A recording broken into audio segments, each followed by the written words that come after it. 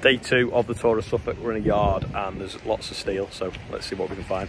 So we've just come into Richard West, and that's an engraver there, and it makes these serial number plates. Cool, that, isn't it? We're going to go and have a look at something being made. Now that is a plasma table. It must be 30 foot long. Thickness of them steels.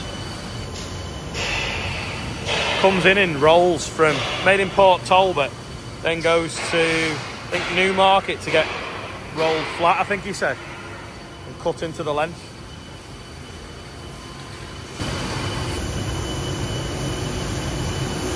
See, that's the same good material there. And that's going to cut them keyways in it. So, even though you saw the tool stepping round, it doesn't. This tool's made stationary, this rotates. Right, it's yeah, just the way that software generates it. This is a fibre optic laser cutter. So the light travels down the fibre optic to the cutting head.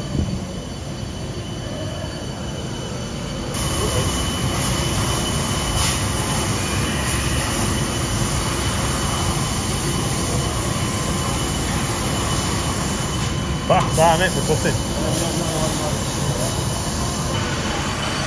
It's huge. So that's cutting with light.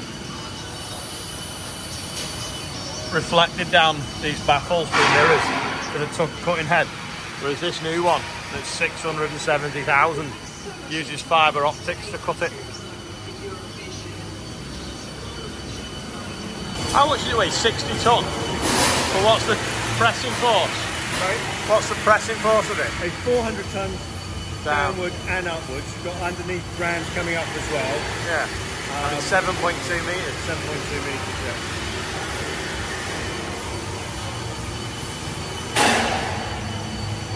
So that's how we, so these are all sections. This is it's a rollover steam section. Oh yeah, yeah. Steam section. So these are the chassis rails. So it's not box section, it's a lot stronger because it's two bits folded and then welded together. So it's nearly like a square I-beam. Storing 600 amps on 4mm wire. 4mm wire. What? Is that to stop the splash? Yeah, so it's your flux. So under there it's absolutely red hot, going red hot. That's the flux. So we're not having a gas throughout the world. You can have a flux down. So the flux drops, then the wire, then it's picking up and it's recovering. And then that what's this bit then? Is that just a waste then? Yeah, so you can just pick that over there.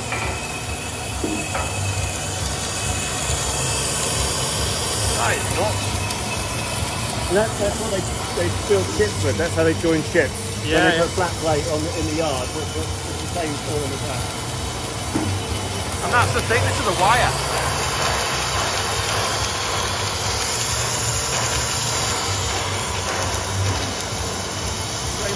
Road trailers are made like that. Yeah. This is a jig for doing all the trailers on. This is a dump trailer laid out on it now. So that's them beams we've just seen getting welded. And then now it's all clamped in tight and getting tack welded, and then it goes over there to the robot. Can you see that crane's got a crank in it? No one could make one for them, so they had to make their own to give them the height. The robot now welding it. It's massive. You can make 40-foot bale trailers.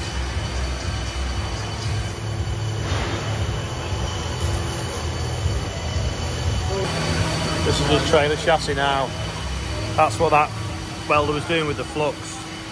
And the robot's welded all the other stuff on. And then there's a few details to finish off, like to this. And then I presume they're bolted on for when they roll it over, so nothing hits the floor. So they roll it over with that crane.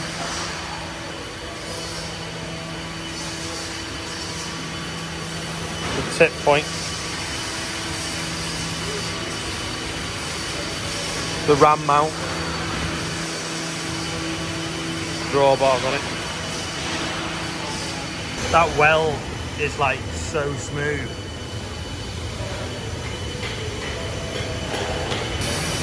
This is the muck spreader rear beaters being built. There's one of the augers ready to go in. The gearbox assemblies. The jig for the chassis. And then obviously one here, half built. Size of the brakes on it.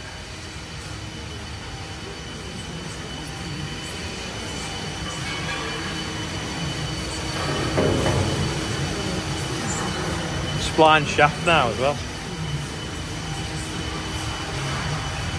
I hope you can hear me, but these are like the jigs for the drawbars, depending on what drawbar they need.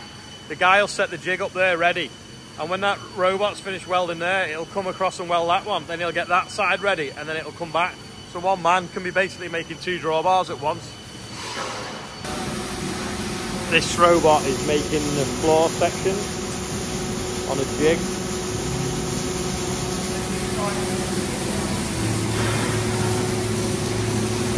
When the robot's finished welding the floor, it'll spin round that way and start welding the sides.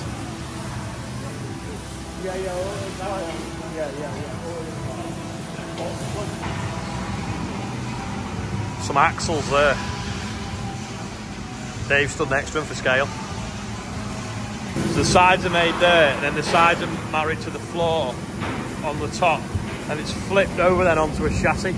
It's starting to look a bit like a trailer now. Plugged in so it can tip it up and down. This is a side discharge muck spreader being made, and this is one half made. Then we're going to go into this bit here now and look at the paint shop. There's a back door ready to go on something. It's a green dump trailer. That's the robot that welds the back doors. This is the sides being welded up by the robot.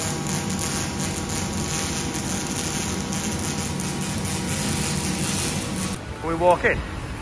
Yeah. You get This is the shot blasting. So once the trailer's made, they then shot blast it to pit of the steel.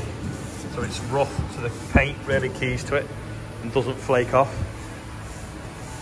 This one's just been done. 16-ton trailer. Look cool if you lacquered it now, wouldn't it? a gauge of steel, but it's iron.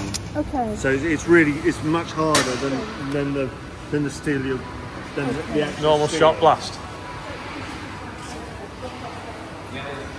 This obviously hoovers itself back up and gets used again. You can't see, but this is the sort of the paint shop.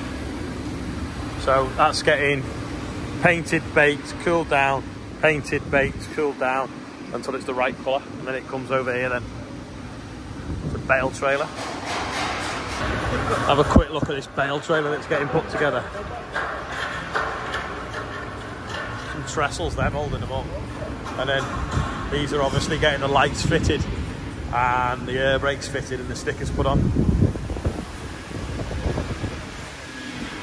You notice there's no train on the block anymore because it had no significance to the trailers other than the fact his dad liked trains, American trains, and he said he used to spend a lot of money going to shows, and when he got to a show everyone always wanted to talk to him about the train on the drawbar, so he's now took it off. But maybe we should have a petition to bring the train back. This is got a hydraulic sheet on it.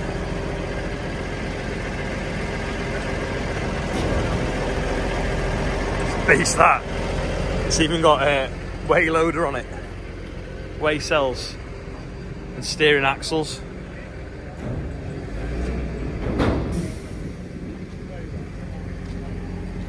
That's a proper high spec trailer, that. Another dump trailer in, don't know, would it be John Deere green, I suppose. 2 14-tonners out for the silage season there. Nice big muck spreader. It's huge, it's got auto lube on it. Border spread ram. Got a compactor trailer over there. Loads of trailers.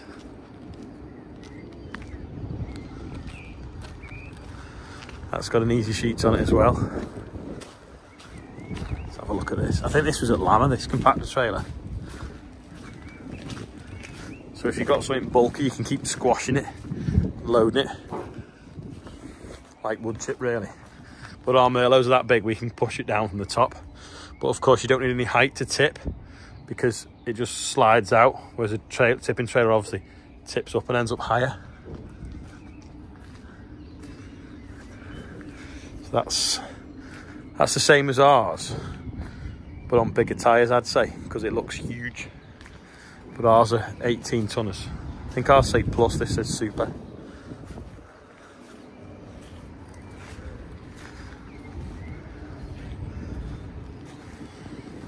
Is what we need on ours. You can drive up it that way and unload that side. There's the hen house, an old trailer.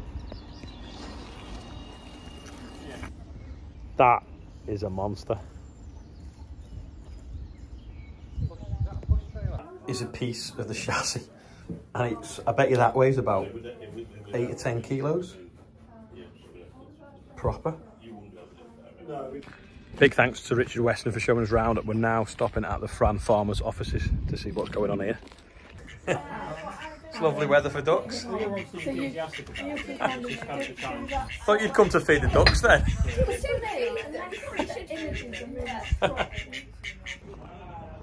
So that's where we've just been, Fran Farmers. They are a buying group, so everyone that joins is like a member, and then they have the office here full of people negotiating deals every day, so that you can, what you buy then is cheaper than you can buy yourself, because it's kind of like getting a volume of all the orders together to then go to the marketplace to buy it.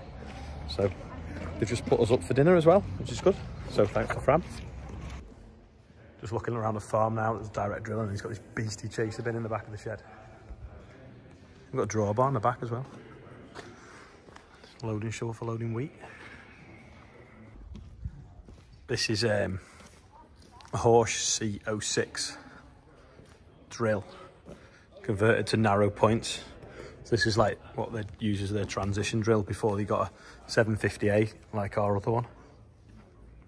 So this is that's a 500 acre, no, 400 acre field.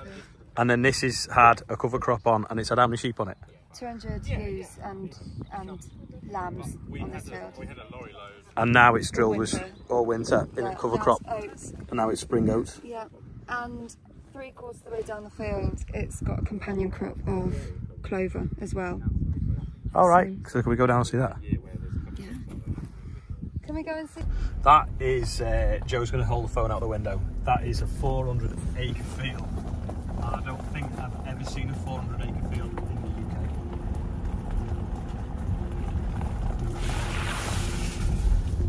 We're going to go up there now and see where the clover's been stitched into the oats. I don't think it'll affect the yield of the oats. That's the clover now.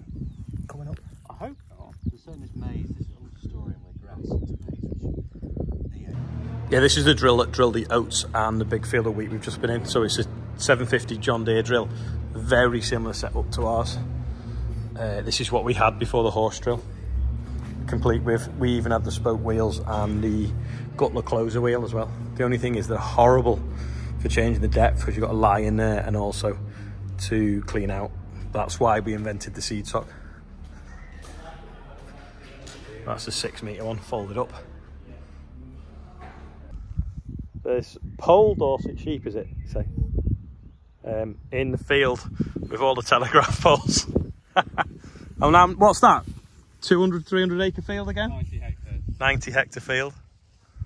Oh, so like, yeah, a lot. 200 acres, isn't it really? Just over.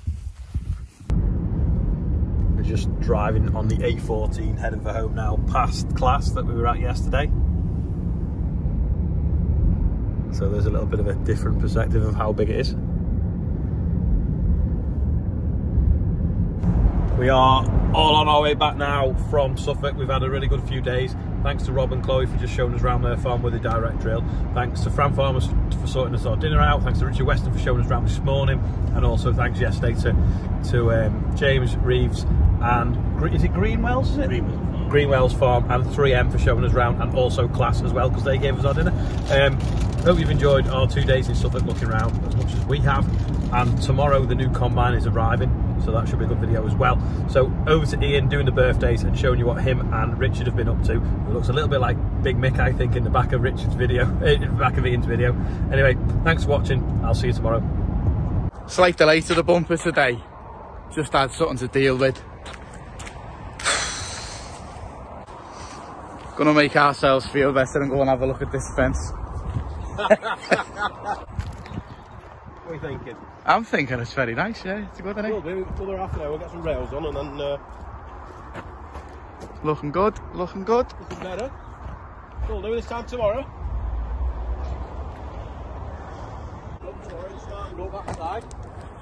There's more things to go on, obviously. How many are you having on there? 4 in total? 4 altogether. 4 on that one.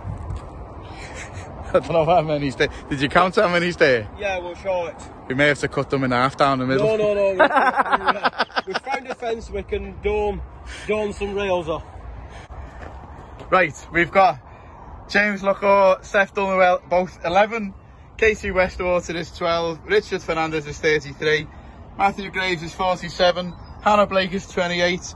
Lossie May Hindle is 9. Very special happy birthday to you. Roger Malpas, Malk Farmer, Kerry Wheat, who's a farm. What an excellent name for a farmer. Happy birthday everyone on there. We've raised so far £34,087. And if you want to be on there, there's a link under every video. And if you want me to do it, tell me before I go home at 5 o'clock.